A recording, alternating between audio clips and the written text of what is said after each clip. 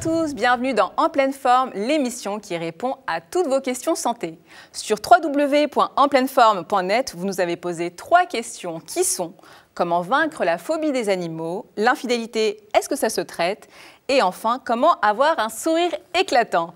Pour y répondre, 3 spécialistes sont là.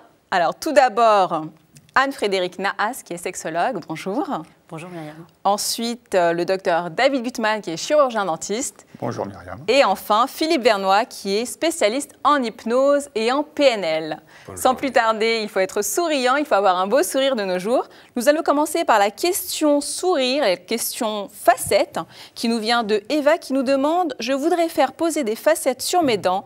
Est-ce la meilleure solution pour avoir un sourire éclatant? Alors c'est une bonne question.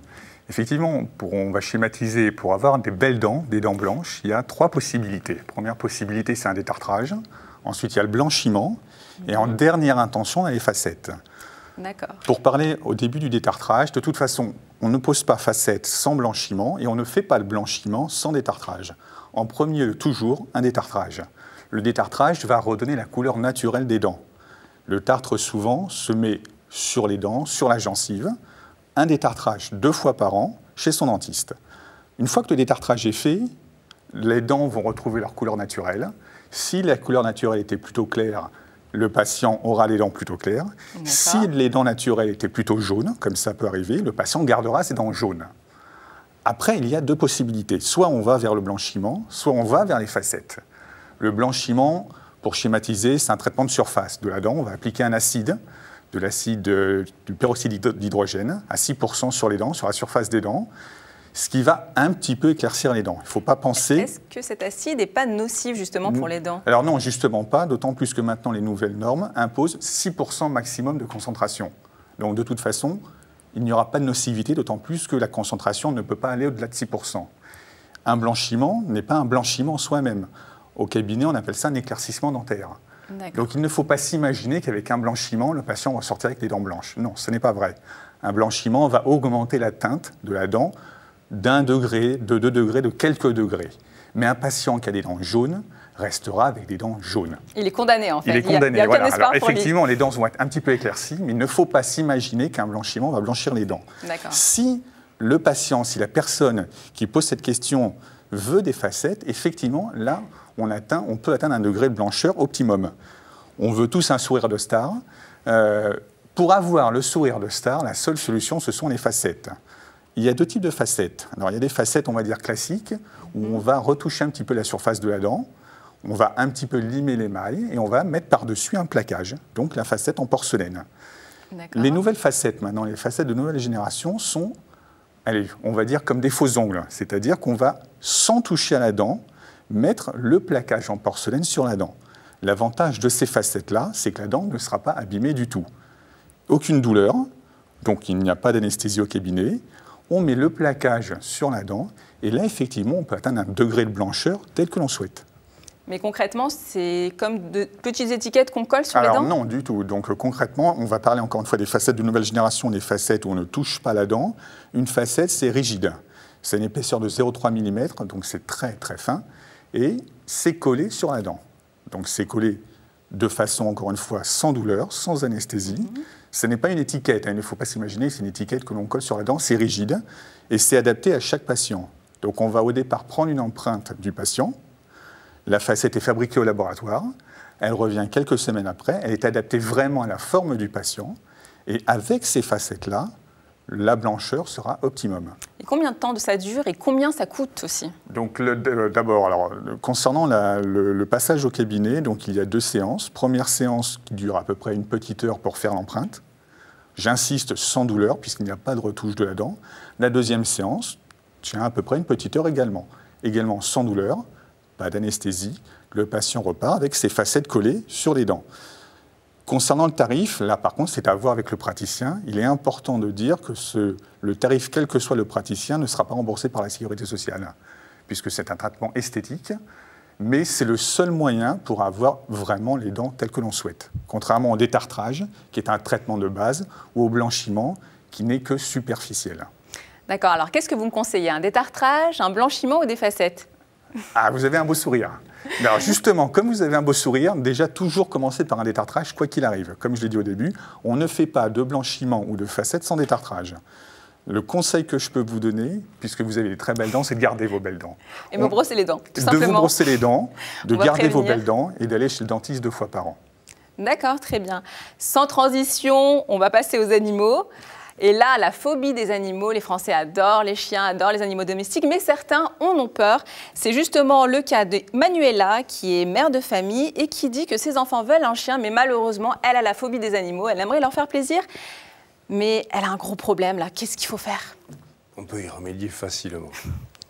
Sans hypnose, juste en PNL, on va y remédier facilement.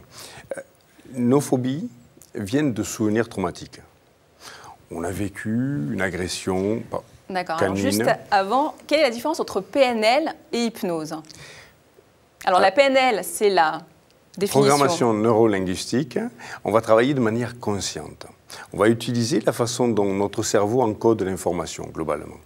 C'est une grosse caisse à outils dans laquelle on a beaucoup d'outils qui nous permettent d'intervenir au niveau émotionnel, au niveau comportemental ou au niveau encodage. Et là, c'est plutôt ça que l'on va utiliser. D'accord. On va plutôt intervenir sur, d'abord, trouver le souvenir traumatique chez la personne. Quel est l'événement qui a créé la phobie? Ça peut être une agression par un chien étant enfant, quelque chose comme ça. Des fois, ça peut être un peu long. On peut passer entre un quart d'heure et une séance pour identifier cet événement-là. Une fois qu'on a cet événement, il y a aussi le cas où on ne peut pas y avoir accès, on va reconstituer à ce moment-là un événement. Une fois qu'on a cet événement-là, on va à ce moment-là faire revivre l'événement à la personne plusieurs fois. D'accord. Pour la désensibiliser, en fait. Pour la désensibiliser, mais de manière à dissocier, de manière à ce qu'il n'y ait pas de charge émotionnelle dessus. Parce que ce qui pose problème, ce n'est pas le souvenir, mais la charge émotionnelle liée au souvenir. Donc cette émotion-là, il faut la débrancher quelque part, un peu comme on débrancherait un câble d'une prise. On va débrancher l'émotion du souvenir. Et avec une technique qui est un petit peu longue, qui va quand même durer une bonne heure, on va dire, on va amener, alors le sujet n'est pas en souffrance du tout pendant ce temps-là, on va amener à restituer le souvenir pleinement, mais sans aucune émotion. Il deviendra neutre. Et du coup, la phobie aura disparu.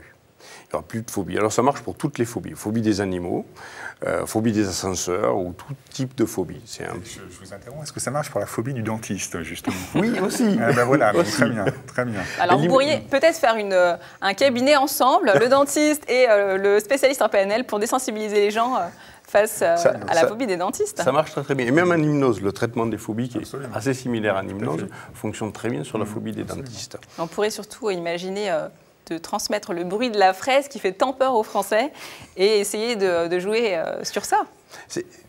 On peut. C'est quelquefois frustrant parce que j'avais un sujet qui était venu me consulter pour une phobie du dentiste justement et qui au début de la séance, juste le fait d'évoquer le siège du dentiste était terrorisé. Et à la fin de la séance, c'est très frustrant. On parlait de la roulette, du siège et de la séance qu'il allait super chez le dentiste et plus rien derrière. Alors, je vous interromps, justement, souvent au cabinet, beaucoup de patients ne viennent pas au cabinet par peur du dentiste, justement par phobie du dentiste.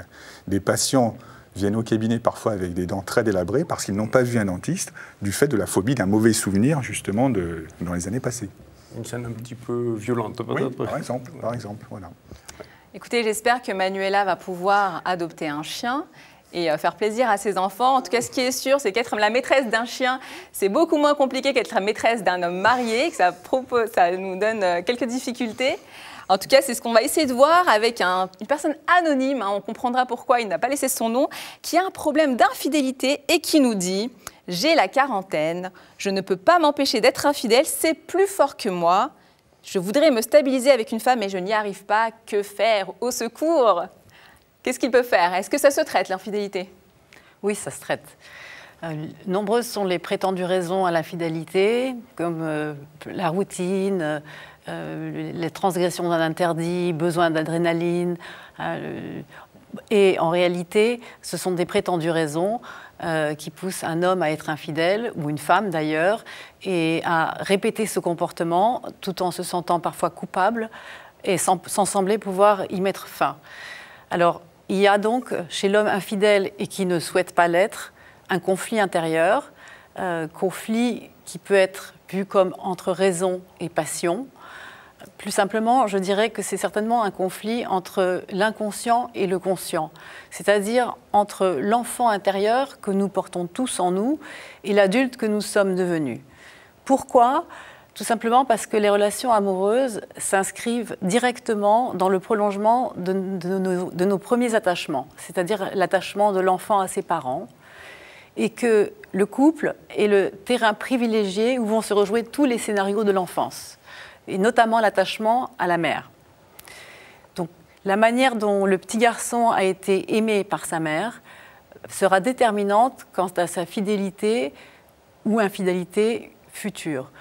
Pourquoi ? C'est dû à l'enfance, en fait. C'est dû au rapport avec la mère. On est infidèle à cause de sa mère. En grande partie, oui, parce que l'homme infidèle a tendance à confondre, l'homme tout court, déjà, a tendance à confondre la relation avec sa mère et la relation avec sa conjointe, bien souvent. C'est un transfert, comme on dit en psychologie. Voilà. Et l'homme infidèle aura du mal à différencier, souvent, les époques et les protagonistes. Je vous donnerai 2 exemples pour clarifier, parmi tant d'autres. Dans le cas d'une mère qui a manqué à son enfant, d'une mère absente, eh bien, l'homme, à travers ces multiples aventures, cherche l'amour de cette femme. Mais évidemment, c'est le petit garçon en lui qui cherche cet amour-là, et donc il ne trouvera pas la réponse dans ses aventures. De même, en sens inverse, lorsqu'une mère a été trop présente, voire surprotectrice, eh bien, l'homme adulte aura tendance à tromper sa conjointe ou à quitter ses conjointes régulièrement, à fuir sa conjointe, et en réalité, c'est sa mère dont il cherche à se séparer.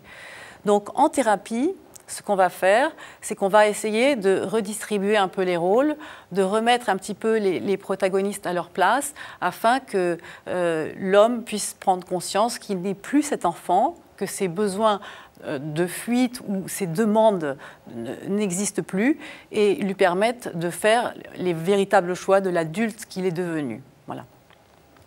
Maintenant, il y a une autre possibilité dans l'infidélité. Elle peut révéler aussi une carence encore plus profonde, une sorte de vide existentiel, une perte de sens à sa vie.